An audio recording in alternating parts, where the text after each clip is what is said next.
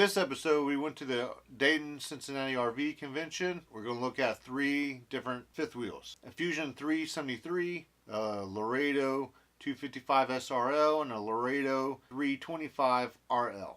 So stay tuned.